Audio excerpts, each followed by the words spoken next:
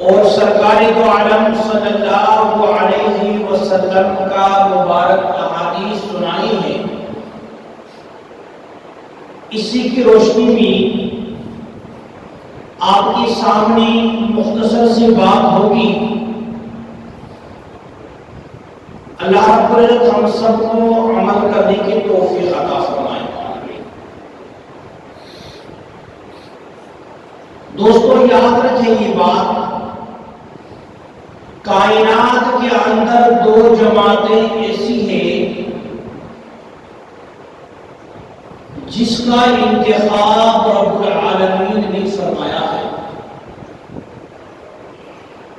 وہ اپنی محنت سے، مراقبوں سے، چیلوں سے، عبادات سے، ذکر و اذکار سے نہیں آئے۔ ان دو جماعتوں کا انتخاب رب العالمین نے کیا ہے۔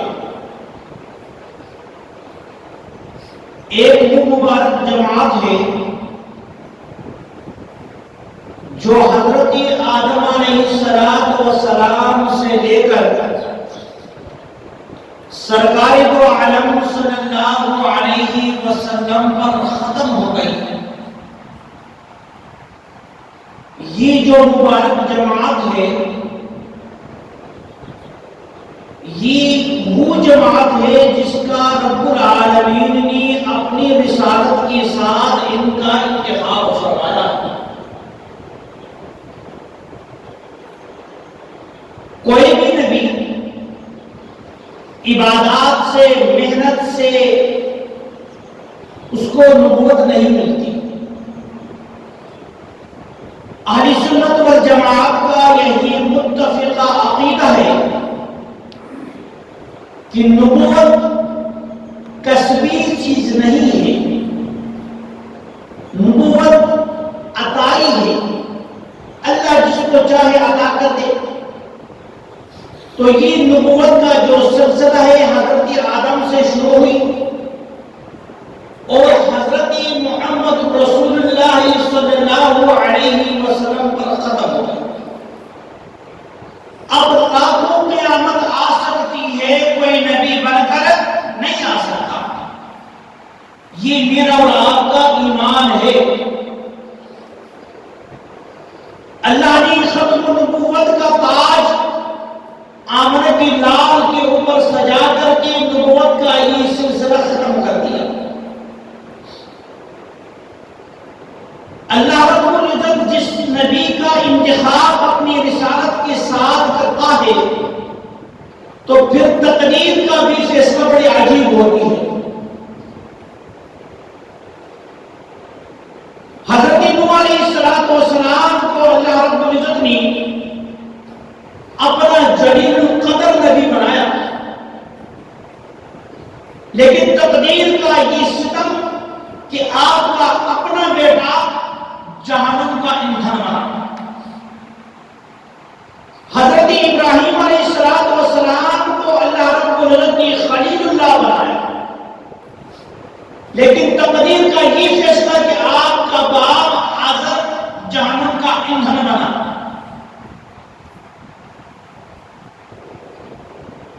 حضرت محمد عربی صلی اللہ علیہ وسلم کو اللہ رب العزت نے ختم نبوت سے نوازا، لیکن آپ کا سکا چاچا ابو لہب جہنم کا ایندھن بنا۔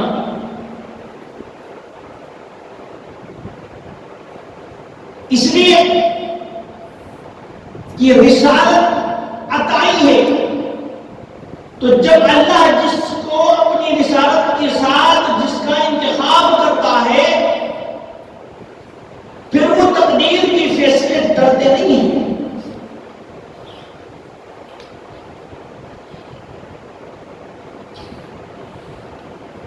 دوسری جماعت جس کا رب العالمین نے انتخاب فرمایا ہے وہ صحابہ کرام کی جماعت ہے۔ اللہ رب العزت نے اپنے محبوب کی یاری کے لیے، اس کی غلامی کے لیے، اس کی اطاعت کے لیے، دین کی نصرت کے لیے اللہ رب العزت نے جن ہستیوں کا انتخاب فرمایا وہ انتخاب بھی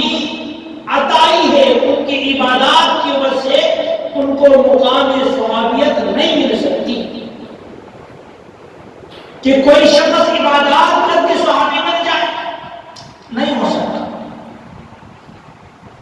حضرت عبداللہ بن مسعود رضی اللہ تعالیٰ عنہ کی روایت ہے کہ اللہ رب العزت کی پوری مخلوق کی روح کے اندر نظر فرمائی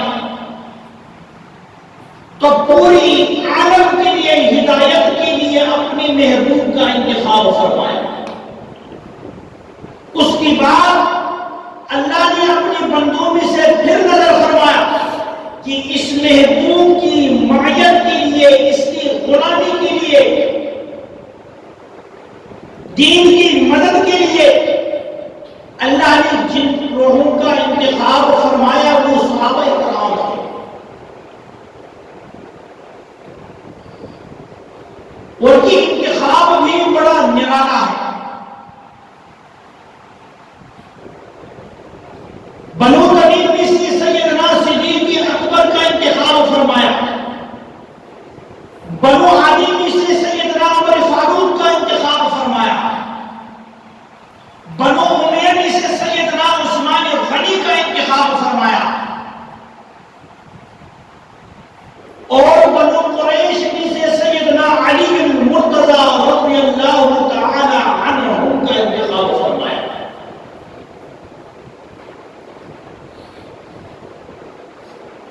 یمن میں سے سیدنا ابو ہریرہ کا انتخاب فرمایا، قوم غفار میں سے سیدنا ابو ذر غفاری کا انتخاب فرمایا، اور حبشہ سے سیدنا بلال حبشی کا انتخاب فرمایا کہ جو رنگ سے بھی کالا،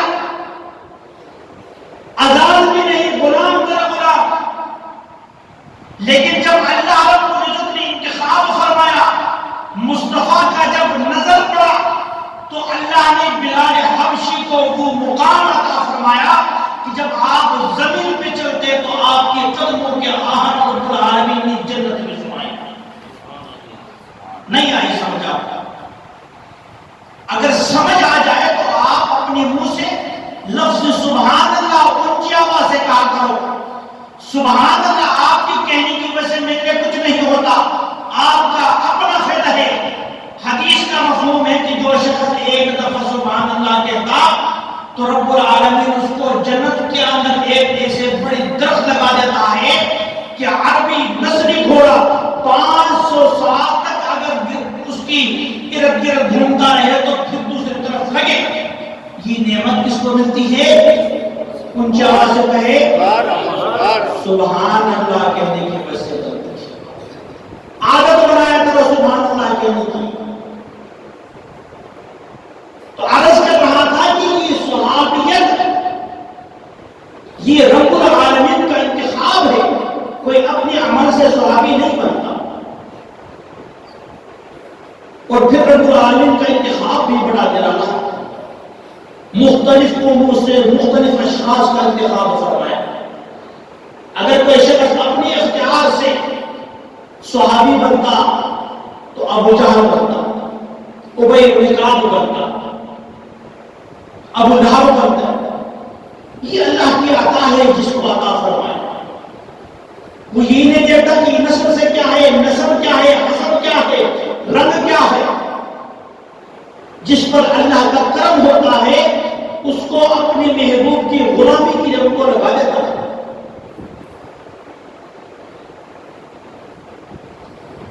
اور یہ میرا اور آپ کا عقیدہ ہے کہ صحابی کا مقام کتنا بڑا ہے کہ ساری نبیوں کی ولایت کو جمع کر لو، ان کی مرادوں کو، ان کی ذکر و اذکار کو، سارے محدثین کی حدیثوں کو، فقہاء کی فقہ کو،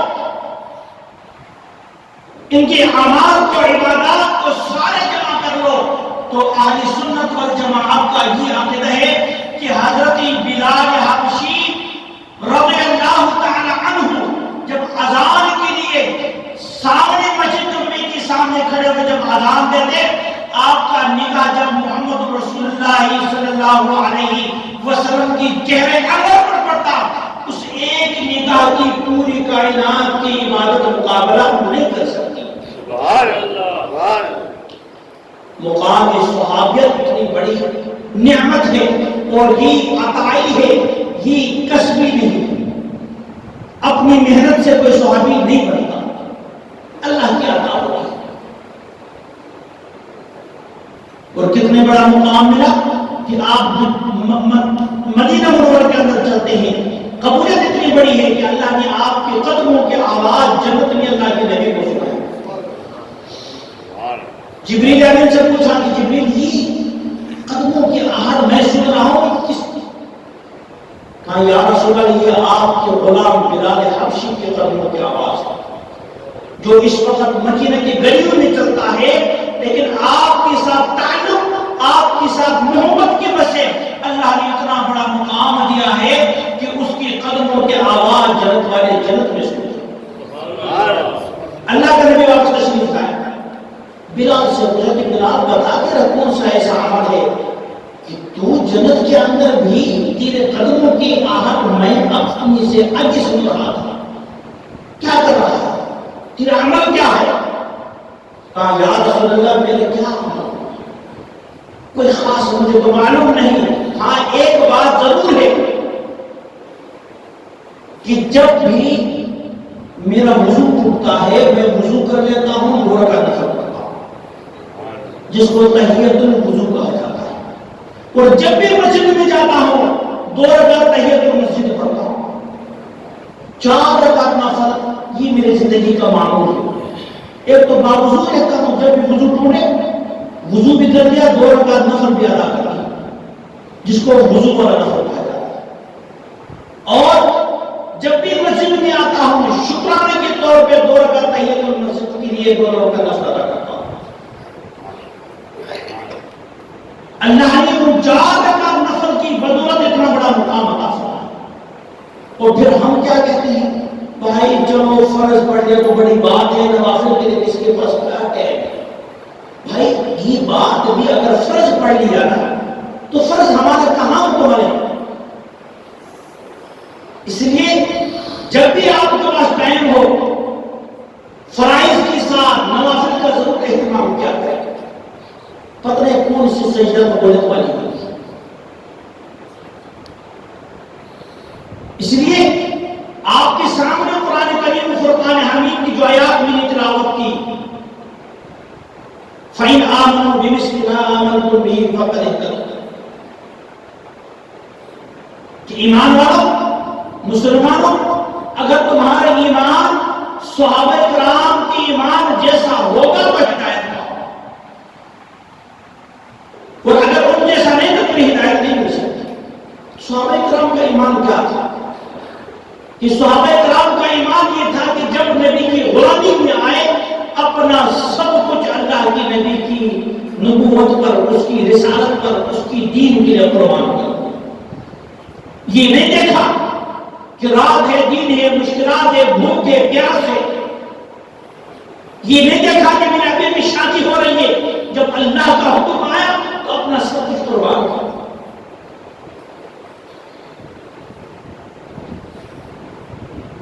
اور اہل سنت والجماعت کا یہ بھی عقیدہ ہے کہ جتنی بھی انبیاء کرام ہیں سارے کے سارے معصوم عن الخطا، کیا ہے معصوم عن الخطا، یعنی نبی سے گناہ کا سرزد ہونا ممکن ہی نہیں۔ اللہ نے وہ گناہ والی صلاحیت کو ختم کر دیا، گناہ تو قریب نہیں آ سکتا۔ اور جتنی صحابہ کرام ہیں وہ سارے کے سارے محفوظین مغفورین ہیں۔ اللہ رب العزت نے اپنی نبی کی سبب سے نسبت سے ان کو گناہوں سے محفوظ کیا ہے، اور اگر بحیثیت بشریت کوئی گناہ سرزد بھی ہو جائے تو اللہ نے ان کو دنیا کے اندر ان کی مغفرت کا اعلان سنا کہ تم سے قیامت کے دن کوئی پوچھا نہیں جائے گا۔ اور اللہ کے اس کے اندر بھی بڑی حکمت ہے کہ جو صحابہ کرام سے جو گناہ اللہ نے سرزد کروایا ہے وہ اس کے اندر حکمت یہ ہے، اگر صحابی سے وہ گناہ سرزد نہ ہوتا آج اس شریعت کا حکم نہ بنتا، آج اس پر کوئی عمل نہ کرتا۔ مثال کے طور پہ اللہ کے نبی کے زمانے میں اگر کوئی زنا نہ کرتا تو اس کے اوپر جو حکم تھا کہ شادی شدہ جوڑا اگر زنا کرتا ہے تو اس کے اوپر ان کو سنسار کر دیا جاتا، پتھروں سے ان کو مار دیا جاتا۔ یہ اللہ کا حکم۔ اگر یہ کام صحابہ کرام کے دور میں نہ ہوتا، اللہ کے نبی کے زمانے میں نہ ہوتا، تو پھر اگر آج ہوتا تو پھر آج لوگ ماننے کے لیے تیار نہ ہوتے کہ بھائی یہ تو پہلے کبھی ہوا نہیں، ہم نہیں مان سکتے۔ اللہ رب العزت نے اپنی نبی کی صحابہ سے وہ کام صادر بنا کر کی اس کو شریعت کا ایک حکم بنا دیا ہے کہ اب تا قیامت کوئی مسلمان جوڑا شادی شدہ زنا کرتا ہے تو شریعت کا ہی حکم۔ حضرت معیذ اسلمی رضی اللہ تعالی عنہ ایک صحابی رسول ہے، سچا عاشق رسول، لیکن اس سے یہ گناہ سرزد اللہ کے نبی کی پاس تشریف لیا، کہا یا رسول اللہ میں نے زنا کیا۔ آپ نے اپنے چہرے انور کو دوسرے طرف موڑ دی، اس طرف کہ یا رسول اللہ میں نے زنا کیا، مجھے پاک کیجیے، میں یہ بوجھ لے کر اللہ کے حضور پیش نہیں ہو سکتا۔ اللہ کے نبی نے چہرے دوسری طرف پھر موڑ دیا، وہاں کہ یا رسول اللہ میں نے زنا کیا، مجھے پاک کیجیے۔ آپ پھر اس طرف موڑ گئے، چوتھی دفعہ فرمایا کہ اگر تو ٹھیک صحیح سالم نہیں کہتا ہے، کوئی جنون یا کچھ نہیں ہے، تو پھر اللہ کا حکم کی جو نافذ ہوگا۔ ایک عورت بھی آئی، یا رسول اللہ مجھے پاک کیجئے، میں نے زنا کیا ہے۔ آپ نے یہی کیا، اس سے چہرہ دوسری طرف موڑ دی، وہاں آئی اس طرف موڑ دی۔ چوتھی دفعہ اللہ کے نبی نے فرمایا تیرے دماغ ٹھیک ہے، کوئی پاگل تو نہیں ہوئی؟ یا رسول اللہ کوئی پاگل نہیں، میں اپنے ہوش خاص کے اندر کہتی ہوں کہ مجھ سے یہ گناہ ہو چکا ہے، اب اس گناہ کی ساتھ میں رب کے دربار میں اس کے سامنا کرنے میرے اندر یہ ہمت نہیں ہے، آپ مجھ پر حد جاری کر دے، مجھے پاک کیجئے اس دنیا کے اندر۔ یہاں دنیا کا یہ تکلیف برداشت پر وہ تکلیف برداشت نہیں۔ صحابی کا، صحابیات کا ذرا ایمان کو دیکھیں۔ اللہ کے نبی نے فرمایا پھر تو جا، شاید ممکن ہے کہ جو گناہ تجھ سے ہو چکا ہے اس کی نتیجے میں شاید حمل ہو گیا ہو تجھے، تو جا پھر آ جا۔ وہ عورت کو جب سوال آئی یا رسول اللہ کہاں کہ واقعی جو گناہ مجھ سے ہوا تھا اس کی نتیجے میں میرے پیٹ کے اندر بچہ، کہاں اب تجھ پر حد جاری نہیں ہو سکتا، کیونکہ اگر تجھ پر حد جاری ہوگا تو وہ بچہ بھی مرے گا اور اس کا کوئی قصور نہیں، اس کا کوئی قصور نہیں ہے، لہذا تو آج اب تیرا بچہ پیدا ہوگا تو پھر تجھ پر حد جاری ہوگا۔ 9 مہینے بعد اس عورت کا ایمان دیکھیں اور آج اپنے آپ کو دیکھیں۔ ہم اپنے گناہوں کو چھپانے کے لیے، اپنے گھر والوں کو اس کی گناہوں کو چھپانے کے لیے کئی ہزار جھوٹ بولتے ہیں۔ 9 ماہ تک وہ عورت، وہ صحابی رسول اس گناہ کی وجہ سے تڑپ کے رہے۔ 9 ماہ بعد اپنی بچے کو لے کر پھر حاضر ہوئی، یا رسول اللہ وہ بچہ تو ہو گیا، اب مجھے پاک کیجیے۔ ایمان دے خدا۔ اللہ کے نبی نے فرمایا کہ اب اس بچے کا حق ہے کہ یہ 2 سال اپنی ماں کا دودھ پیے، تو 2 سال بعد آ جائے پھر تیرے اوپر حد جاری ہے۔ وہ عورت 2 سال بعد اپنے بچے کے ہاتھ میں روٹی کا ایک ٹکڑا دے کر آتی، یا رسول اللہ اب میرا بچہ روٹی کھا سکتا، مجھے پاک کیجیے۔ ایمانداری سے بتاؤ کہ یہ 9 مہینہ 2 سال 3 سال کے قریب اس عورت کو بے چین کرنے والا کیا ہے؟ اگر وہ سیٹ پہ ہو جاتی، اللہ سے معافی مانگتے تو یہ تو اللہ یا اللہ معاف کر سکتا، لیکن یہ ان کا ایمان کا یہ تقاضا نہیں کہ میری نسبت اللہ کے رسول کے ساتھ بھی ہو اور میں گناہ لے کر اللہ کے دربار میں حاضر ہو جاؤں، ان کو یہ گوار نہیں تھا۔ پھر اس عورت کو اوپر حق جاری ہو،